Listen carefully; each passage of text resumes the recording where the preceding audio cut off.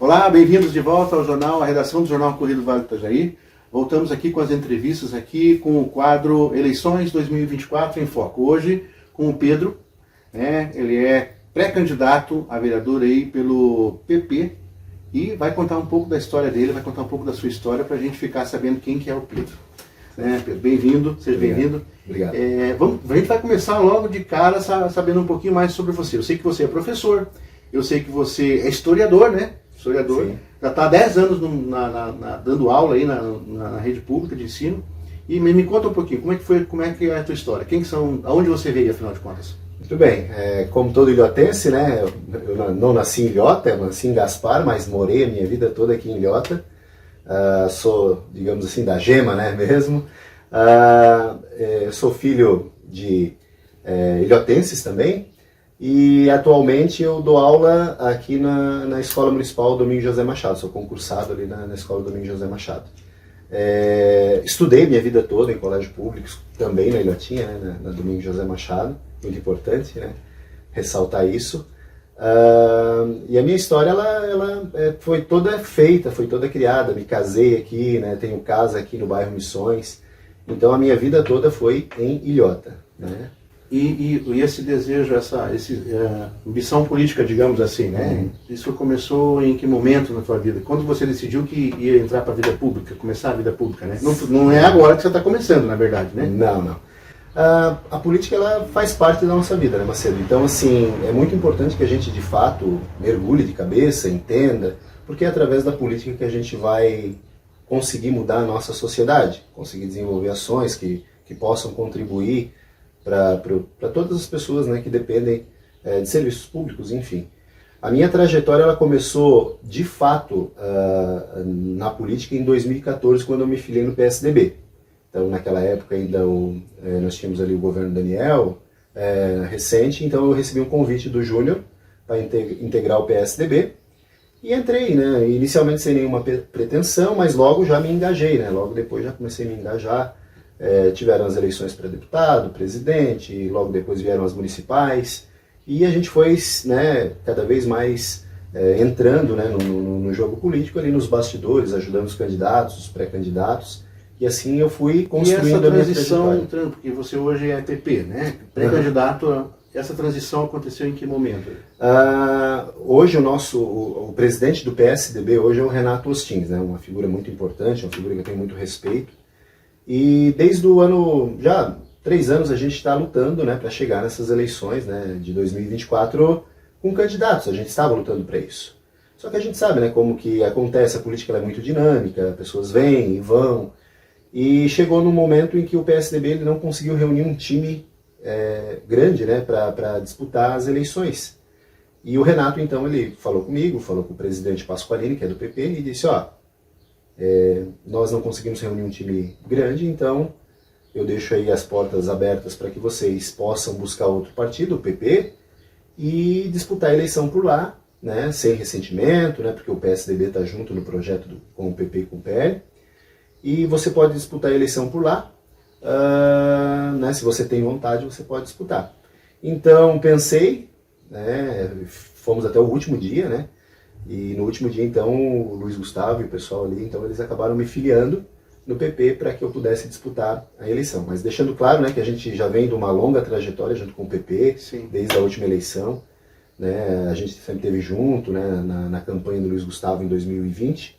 Então, eu me sinto em casa aqui no PP, né, porque sempre tivemos do mesmo lado, do mesmo time, né. Como um professor, como educador, com certeza você, como ilhotense, né, você tem planos para o seu trabalho na política, né? Certo. Eles começam exatamente onde, esses planos? Voltando um pouco assim, né, eu também nunca tive ambições de ser candidato, né, eu sempre pensei que eu podia ajudar as pessoas de outra maneira, nos bastidores, né, ajudando as pessoas a catapultarem aí as suas candidaturas, assessorando no mandato, alguma coisa nesse sentido. Quando que começou a minha, digamos, como é que eu posso dizer, a minha vontade, né, de ser um pré-candidato? Foi justamente quando eu comecei a ir nas casas e dizer que eu poderia, né, ser um possível pré-candidato, e as pessoas começaram, que legal, tem tantas coisas para a gente resolver na nossa cidade, né, e tal. E ali eu fui entendendo que, de fato, né, ser um agente público, né, ser um político poderia, de fato, ser o caminho para ajudar essas pessoas a alcançarem aí objetivos comuns, né, para que todos pudessem usufruir do serviço público. Então, sim, a gente defende as bandeiras, a gente tem as nossas bandeiras hoje, né, principalmente na área da educação e na área da saúde, que são as demandas que eu mais recebo, digamos, críticas, né, ou coisas a serem melhoradas ali dentro, né. Então, principalmente aí na área da saúde, no que envolve a questão humana dos servidores públicos em si, né, que é necessário, de fato, humanizar o serviço, né, ouvir os servidores públicos, que muitas vezes não são ouvidos aí pelo poder público, para que eles possam, de fato, exercer uma função sem nenhum peso, sem nenhum ressentimento, sem nenhum medo, né, de perseguição política, alguma coisa nesse sentido. Muitas vezes o servidor é mal visto até, né? Mas as pessoas desconhecem o trabalho, como ele está sendo, como ele executa o trabalho, como ele é colocado para executar o trabalho. Macedo, assim, uma coisa muito importante, assim, nós somos trabalhadores, né? Já trabalhou, tu trabalha, né? E nós somos trabalhadores e sabemos quanto é difícil trabalhar numa empresa privada, né? Eu também sou professor em escola particular, né? Também aqui no público e particular também. Ser servidor público, assim, não é fácil, né? Não é fácil você se disponibilizar a ser um servidor público. Então, quando eu recebo essas críticas, né, ou essas demandas, na verdade, dos servidores públicos, eu vejo ali muito mais um pedido de ajuda, um pedido de socorro, muitas vezes, porque, às vezes, eles são cobrados por aquilo que não é função deles, né? E claro, eu como usuário do posto de saúde, por exemplo, às vezes eu estou lá porque eu estou doente, ou porque está faltando meu remédio, familiar, às vezes eu estou nervoso quando eu chego no posto de saúde. Mas de fato, então junto o meu nervosismo com o nervosismo do servidor público por ser uma pessoa, por às vezes não está sendo ouvido, isso tudo vai criando, de fato, uma rusga entre o usuário do posto e o profissional. Então, assim, de fato, não é fácil ser um servidor, ainda mais você não sendo atendido nas demandas, ainda mais o poder público não auxiliando esses profissionais, né? Então, isso tudo carece de humanização. Realmente é uma preocupação interessante, que eu acho inclusive eu acho que é única, que eu tenho ouvido até agora, né? Que é essa questão da preocupação com o servidor e como ele executa o serviço, e não exatamente o serviço em si, isso. Porque é um processo anterior, né? Às vezes o fato do serviço estar sendo mal executado vem lá de dentro, como ele está sendo tratado também, né? Como ele está recebendo. Isso é importante. Mas além da saúde, você vê outras prioridades aí, De fato, assim, a outra bandeira que eu levanto é a questão da educação. Então, hoje eu vejo, né, que a questão estrutural ela está sendo, nessa gestão, né, ela foi bastante priorizada, né, e a gente, né, enfim, tem que reconhecer que de fato nós tivemos aí avanços, e enfim, só que mais uma vez a gente peca aí na questão humana, né, quando a gente vai falar sobre as queixas dos professores, a gente vê muito aí questões envolvendo salários e coisas nesse sentido que já estão defasados, né? E sobrecarga, né? E sobrecarga, né? Trabalho, enfim. São coisas que de fato demandam muita conversa. Plano de carreira, né? Que foi mexido sem a consulta dos profissionais. E uma questão muito importante que a gente sabe que a atual gestão, no reconhecimento público, não gosta de concurso público. Isso é óbvio, isso eu estou falando porque a gente sabe. Mas, do seu ponto de vista, você acha que é necessário trabalhar essa questão? Porque hoje eu vejo, por exemplo, está faltando professores, não dá? Sim. Assim, o concurso público ele muda a vida das pessoas, isso é fato, tá? E assim, tirar um pouco dessa ilusão, né, de que concurso público vai criar vagabundo, o que muita gente fala, né? O que às vezes é colocado, né, que o concurso público de fato é para fazer com que as pessoas se encostem e não trabalhem mais o serviço público.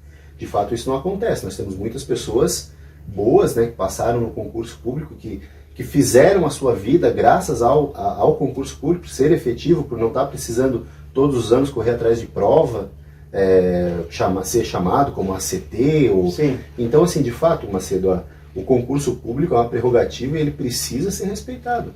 Né? Nós temos aqui no nosso município demanda, nós precisamos de profissionais, vários profissionais em várias áreas, e é necessário que essas vagas sejam preenchidas por pessoas qualificadas. E como é que se faz isso? Não é o agente público, o político colocar o seu amigo, né? Muitas vezes acontece, né? Mas é por meio do concurso público, onde eu vou chamar a melhor pessoa para aquela vaga. E daí a gente observa hoje, mas aconteceu o concurso público em 2023 e está faltando professor ainda. Então isso tudo vai se aliar ao quê? Aquilo que a gente vem conversando até aqui. Então tu vais deixar às vezes, né, a tua cidade, porque muitas pessoas de outras cidades passaram para o nosso concurso. Uhum. E não compareceram. Não comparecem por quê? Porque chega aqui, né, vê que às vezes a parte humana está deixando a desejar, enfim, né, a questão que envolve salário, cargo, enfim, né, nós temos algumas questões que precisam ser resolvidas de fato, né, e as pessoas elas não estão querendo vir trabalhar em Ilhota justamente por conta dessa questão mais pessoal, de pessoas, né, de humanização mesmo, certo? Mas de fato, o concurso público ele é preciso, existe demanda, existe vagas, é preciso que a gente qualifique melhor, né, busque qualificar muito mais aí esse pessoal, né, para que a gente possa ter um serviço de excelência também. Como historiador aí, ninguém melhor que um historiador, conhecendo a história da cidade de Ilhota, né, pode prever, assim, trabalhar uma previsão de futuro para Ilhota, né, em termos de 5, 10 anos. O que você imagina que a Ilhota precise agora para ter um crescimento correto, né? Não Sim. desordenado. Hoje nós temos aí na cidade uma quantidade de loteamentos excessiva, enfim, muitas situações que vão culminar lá na frente com vários problemas sociais que precisam ser planejados. O que você pensa a respeito da... Muito bem. Ilhota, assim, o desenvolvimento de Ilhota era para ter acontecido ontem, né? Mas já que não aconteceu ontem, nós precisamos urgente, né? A próxima gestão ela precisa pensar, de fato, como resolver essa questão dos loteamentos.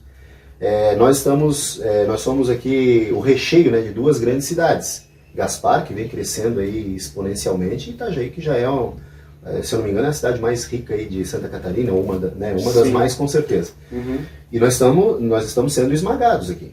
Então, de fato, é necessário que a próxima gestão ela pense melhor a questão dos loteamentos, porque nós queremos que as pessoas venham ser felizes aqui na nossa cidade, mas nós não queremos também que elas sejam pessoas que sejam jogadas em qualquer canto e, bom, aí faça a tua casa, aí, sem serviços básicos, escola, saneamento, enfim, né? Então, tudo isso o poder público ele vai ter que refletir. Crescer não significa você fazer loteamentos à torta e à direita. Crescer, tu tens que crescer com responsabilidade, organização, contrapartida, porque às vezes as loteadoras elas estão vindo aqui simplesmente explorando, parcelando os solos e sem se preocupar com amanhã, né? Nós temos aqui o exemplo lá do loteamento Vitória, né, dos nossos queridos lá que compraram, né, no loteamento Vitória e passaram aqui recentemente por uma enchente, né? Então a loteadora simplesmente ela veio, aplicou ali as regras e não houve nenhuma organização nesse sentido e de fato eles acabaram passando, né, por essa enchente ali que foi dramática e a gente precisa resolver a vida dessas pessoas. Passando lá no loteamento Vitória tá uma vergonha. Isso me lembra nos anos 90 que vala aberta nas ruas, isso eu nunca mais tinha visto. E na verdade assim, Pedro, não é uma questão inclusive de buscar culpados, porque o problema já está lá. Nós temos que encontrar pessoas que se responsabilizem e que vão buscar soluções. Isso. A maneira é essa. Eu acho que não. Então, isso. Hoje, buscar soluções é a prioridade, né? Soluções para que as pessoas vivam com mais conforto, melhor. Não simplesmente vir para cá e comprar o seu lote e ficar ali abandonado. Não é isso que nós queremos. É por isso que é necessário rever um pouco essa questão que envolve aí o parcelamento de solo mesmo, né? As loteadoras virem aqui com com toda a força, fazer E especulação para dar imobiliária. suporte Né? para essa infraestrutura toda, o que você imagina em questão de indústria, do comércio, turismo? Outra questão, né? Pelas casas que a gente anda, né? Muitos pais de família, e mães de família, e avós de família, né?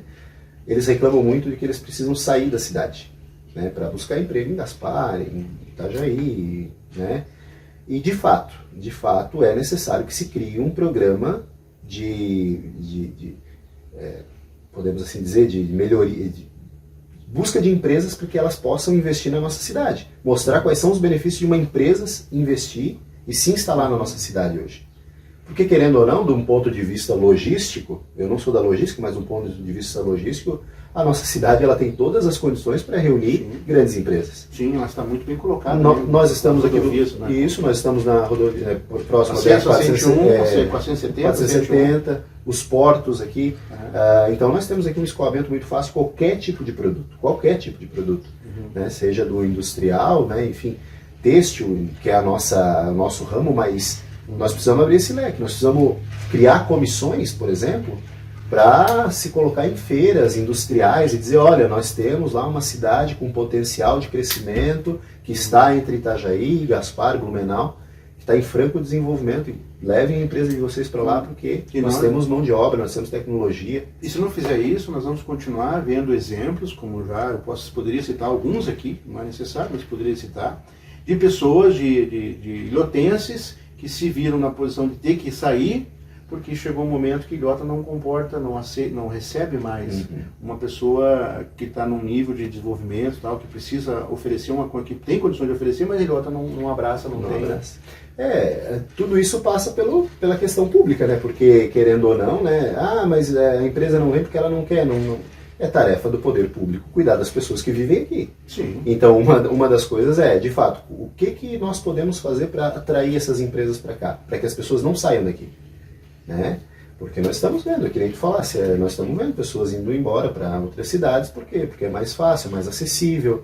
Porque recebem muito melhor essa pessoa e oferecem condições para essa pessoa trabalhar. Né? Recebem essas pessoas e elas vão se sentir melhor onde elas têm um emprego digno, né? Onde elas têm uma qualidade de vida boa. E tudo isso passa, sim, pelo poder público, de fato, né? Nós precisamos cuidar das pessoas. Na verdade, o poder público tem que fomentar o desenvolvimento socioeconômico, é isso aí. Não tem. Passa pelo poder público. E nós temos aí o turismo de compra e o ecoturismo. O que você pensa, inclusive, sobre essa questão do Morro do Baú? Olha, essa é uma questão que envolve muitos estudos, né? Mas, assim, de fato, tá? O Morro do Baú ele não pode ficar parado. Né? Ontem eu vi as fotos, assim, ontem me mandaram algumas fotos lá do baú, né? E eu vendo aquilo lá, assim, ó, é um paraíso e é uma pena que aquilo ali não é explorado no sentido do turismo mesmo, né? Assim, aliar a preservação, né, que nós temos com o turismo, porque as pessoas amam, né? Elas gostam muito de... Eu acompanhei aquele rapaz que tem uma lanchonete lá em cima, uma área de lazer ali, e a dificuldade dele de se manter ali. Sim. E foi luta demais. E sem apoio Sem apoio. Então, assim, no Baú Seco, né, no bairro Baú Seco, que fica o Morro do Baú, então é necessário assim, que se desenvolva o ecoturismo, assim, ó, toda essa rota que vai da 470 até o Baú Seco, isso tudo vai virar o caminho, né, um caminho turístico. Né, o caminho que a gente pode ali falar a respeito enfim, o ecoturismo, né, que a gente fala, né? Então, o cicloturismo, está tudo envolvido. Olha o que vai gerar. Aquilo ali pode gerar o quê? O nascimento de um novo centro, um novo centro econômico de Ilhota. Com certeza. Então, por que não fomentar? Por que as pessoas que estão ali, né, hoje ali é majoritariamente o arroz, a banana, né, que movimentam ali, mas por que o turismo ele não pode movimentar? Né? Então nós temos um potencial gigantesco. É óbvio que é necessário sentar, se debruçar.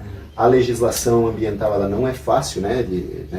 Hoje nós temos que de fato, né, preservar o meio ambiente, mas tentar chegar a um senso, a um acordo e ver como é que a gente pode explorar o Morro do Baú.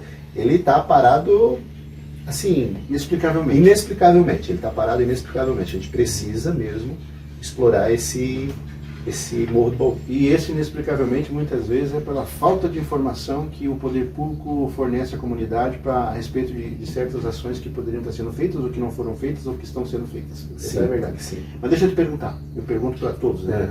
Você te sente preparado hoje para ocupar um cargo na Assembleia Legislativa? Macedo, assim, eu nunca tive tão preparado, né? Então, assim, quando eu saí visitando as pessoas, esse desejo, essa vontade, ela foi se transformando, ela foi, enfim, hoje eu vejo que eu estou preparado para assumir, eu quero e eu desejo e eu quero trabalhar pelas pessoas, né? Então, de fato, estou preparado e se conseguir chegar lá, né, trabalhar ali pelo anseio da comunidade. Eu vou deixar aí na sua vontade aí, para você poder falar alguma coisa a mais que você tenha, que pode ter esquecido, para a gente poder fechar, enfim, concluir essa nossa.